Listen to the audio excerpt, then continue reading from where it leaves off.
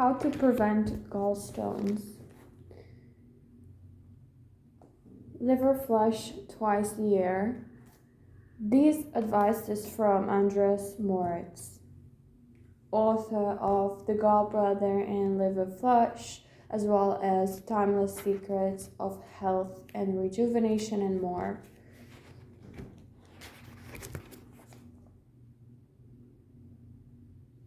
For example, if your liver flush twice a year, do it on the 11th of March. And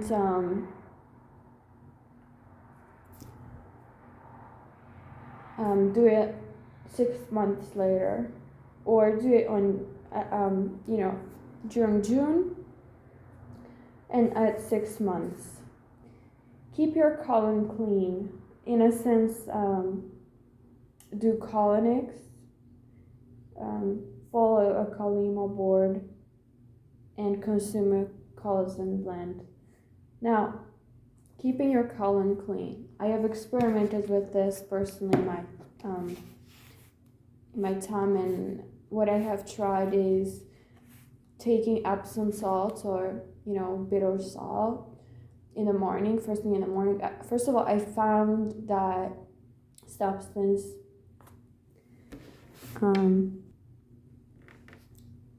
too synthetic, and I also tried tea instead of breakfast. I tried Altafis tea. I tried apple cider vinegar diluted. I tried aloe vera juice. I tried a ketogenic breakfast instead of actually breaking my fast with a carbohydrate heavy meal. I tried, exercising first thing in the morning. So I tried a lot, but in general, fasting is beneficial for keeping your colon clean because it helps you digest undigested material in there, and unless you can digest what is in your colon, it will just sit in there forever.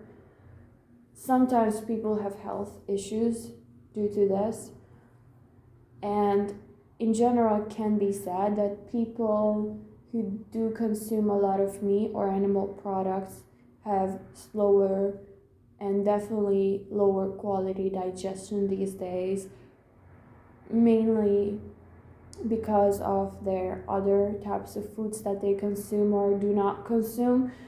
For example, vegetables help digestion, and if you have been struggling a lot with gut issues and things like that, maybe you have IBS, irritable bowel syndrome, I do recommend you consume a ton of vegetables because they are full of fiber, nutrients, and vitamins.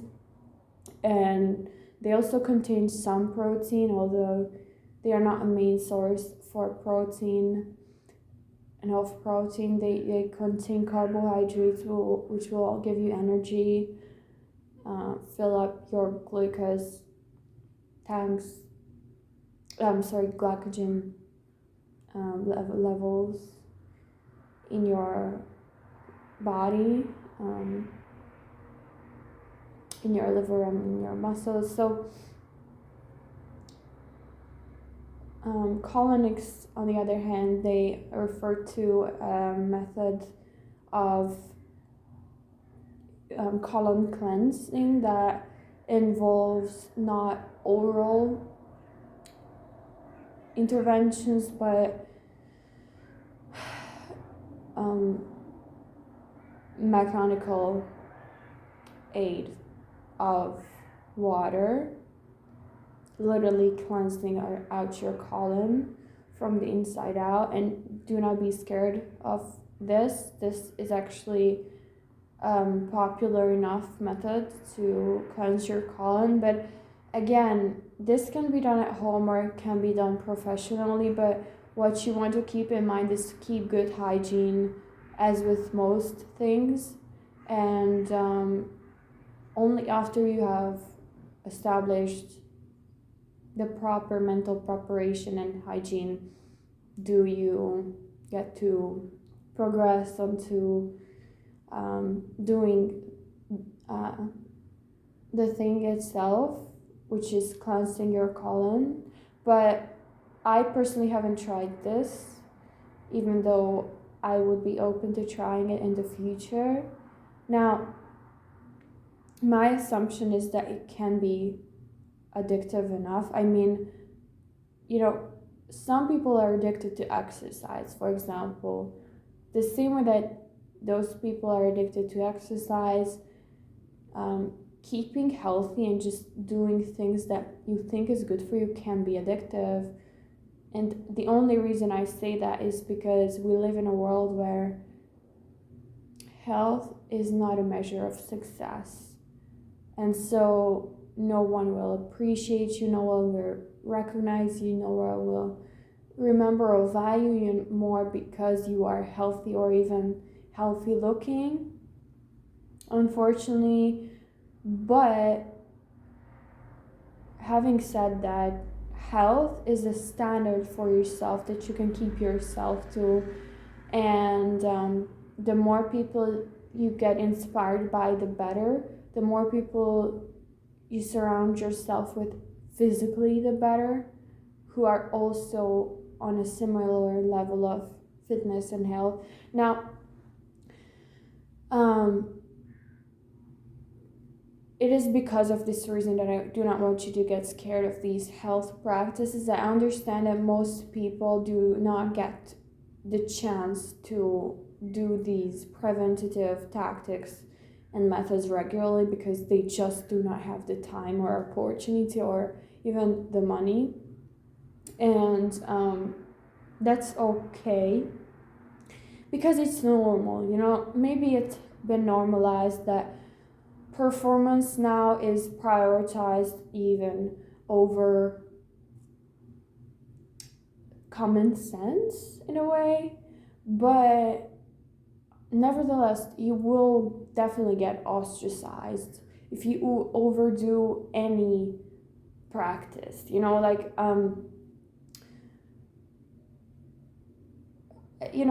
don't want to get into detail with this, but you obviously probably know what I'm talking about. So the next point is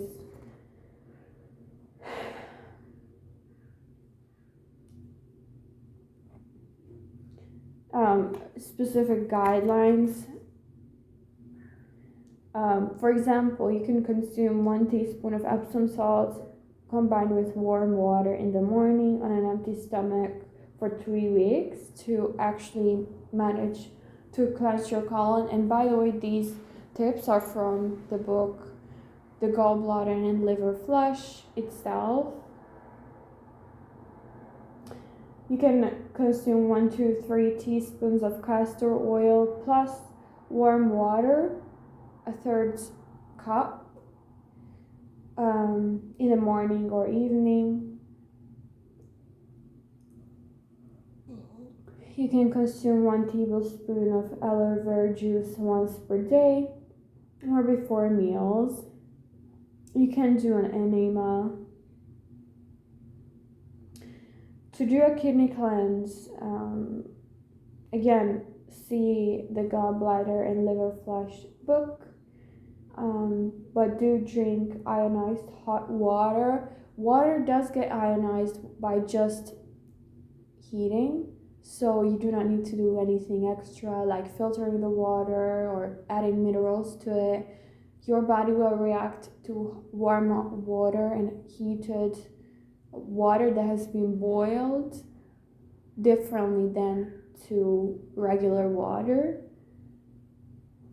And heating your water will also make it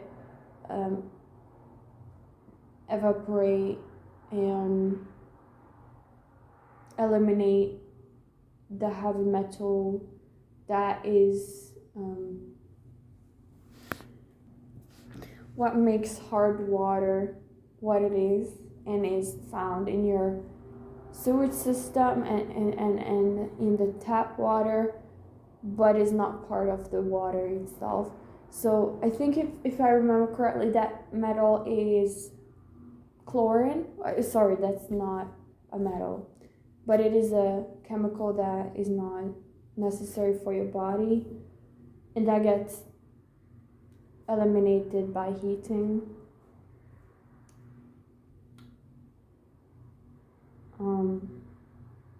By the way, drinking tea or drinking hot water does not substitute for drinking water. Understandably, though, the more you consume wet materials or foods or drinks, the better you will react in your digestion. But just because you do consume a lot of high water content foods and drinks, you do not get to stop drinking water. We have not evolved to not drink water at all. So if you want to stick to your 8 cups of water a day rule, you want to make sure that you do not replace those cups of water with soup and tea and coffee and things like that, because they will, make your body react completely differently than if you had been to just drink just water.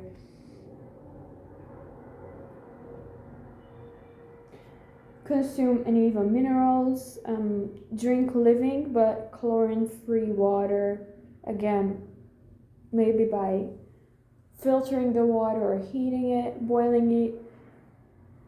Have regular meal times between 8 a.m. and 6 p.m.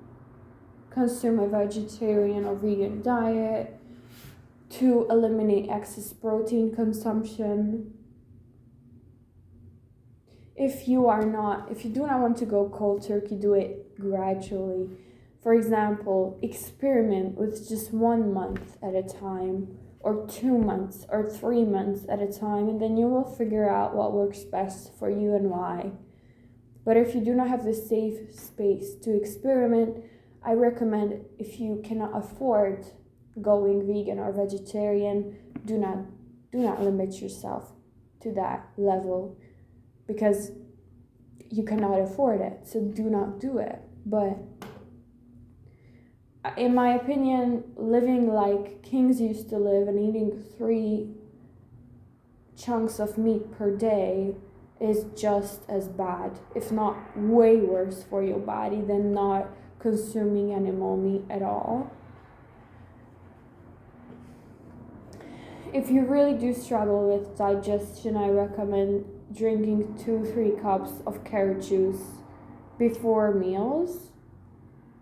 This will prepare your digestive system, and it will also give you a boost for your metabolism, and it will just prepare you.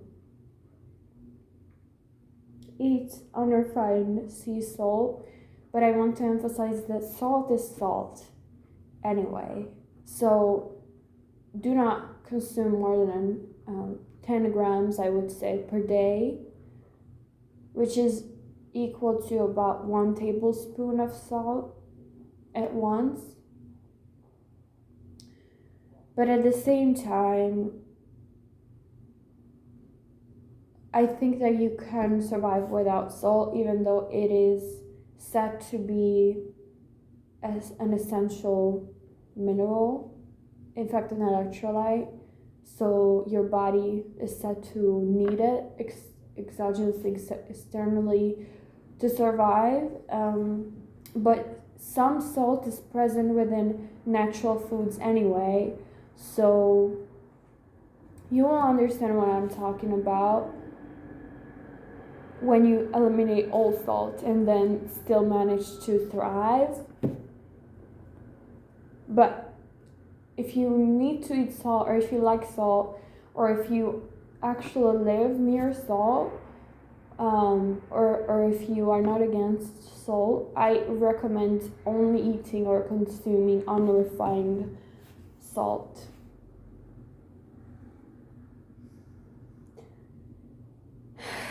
the color of the salt does not actually matter. Do not consume light products, because even though they can make you survive for a while, they will feel just fake. In my opinion, like light products feel fake, and they're just unnecessary. Like if I have to eat a piece of cheese that does not contain as much fat in it that it naturally would, why can I just eat like some, vegetarian or a vegan option for cheese, or why can't I just get some protein in by eating some chia seeds, for example. So I really like, the healthier you want to be, the more you want to both keep working with what you have and eliminate unnecessary impact as much as possible, and focus on what you really need to do and what your body really needs.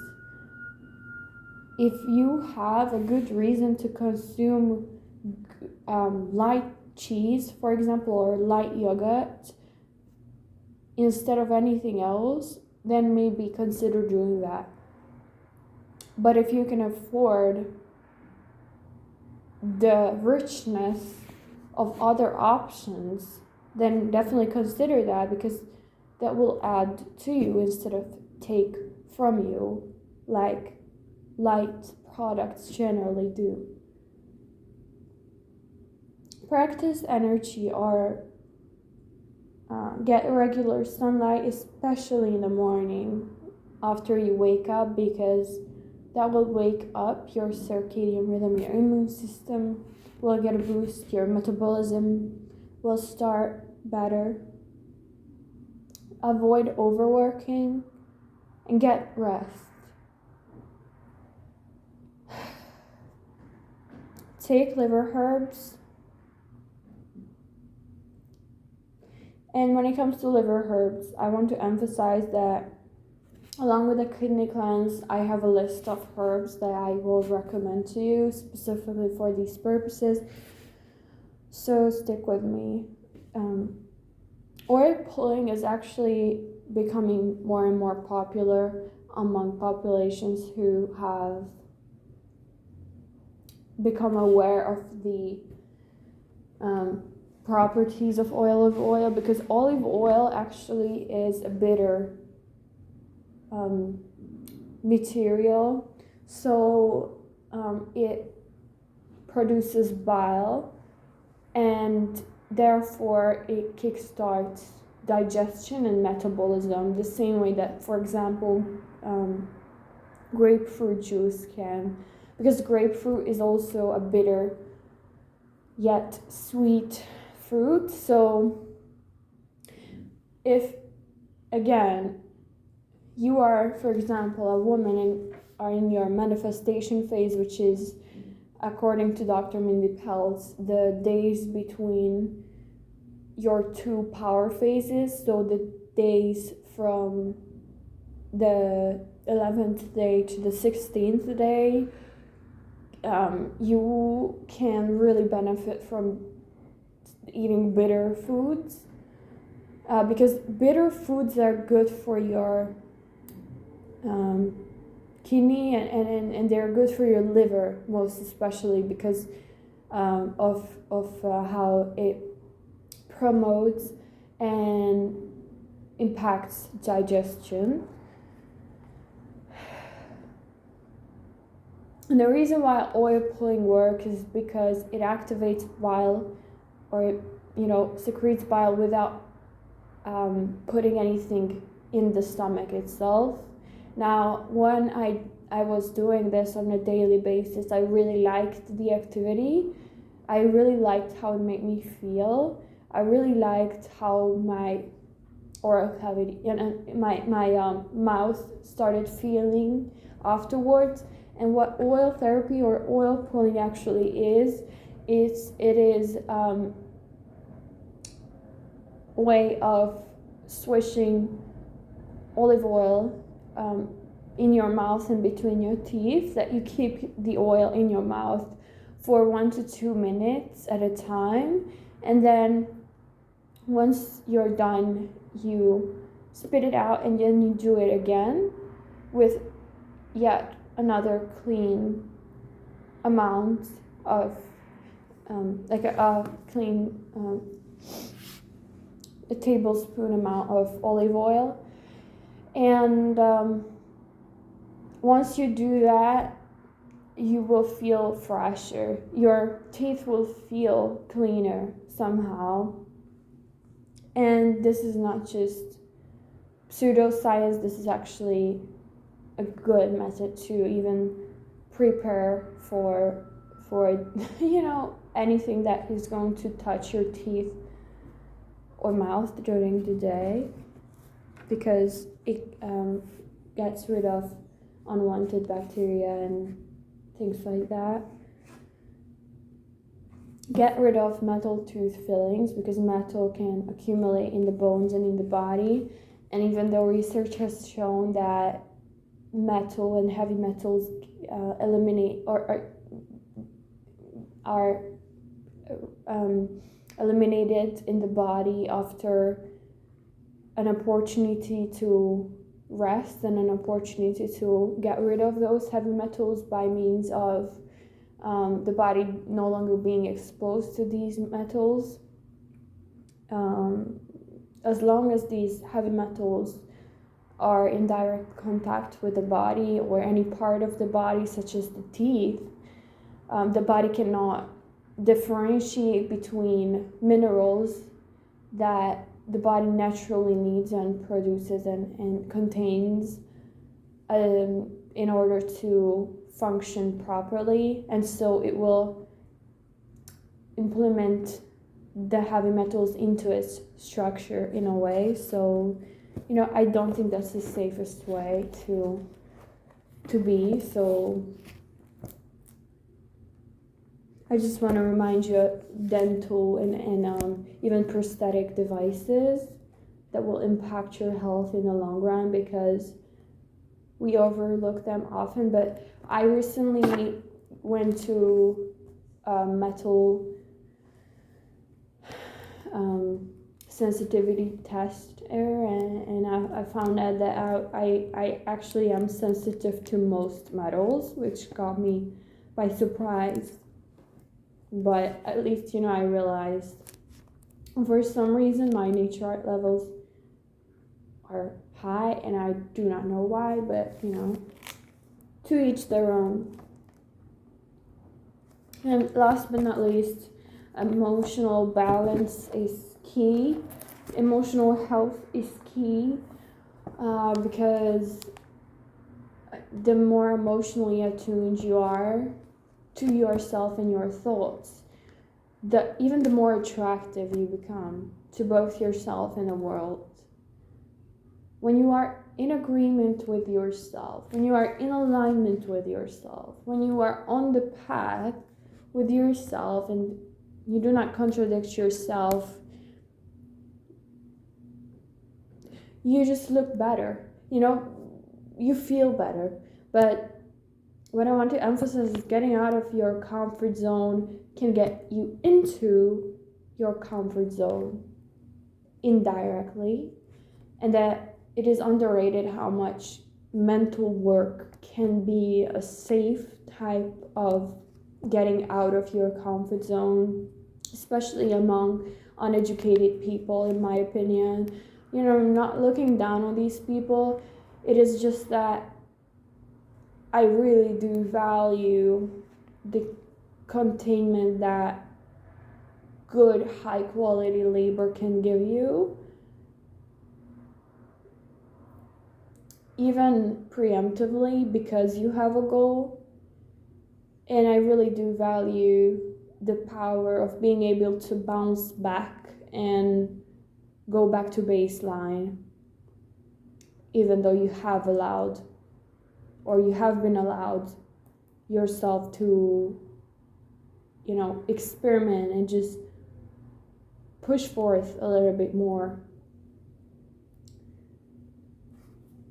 or to get out of that line that everyone stands in. So sometimes emotional balance does not mean that you are a yogi who is sitting on a mountain alone and not thinking about anything. Emotional balance is literally sometimes allowing yourself to lose your mind in order to find your heart.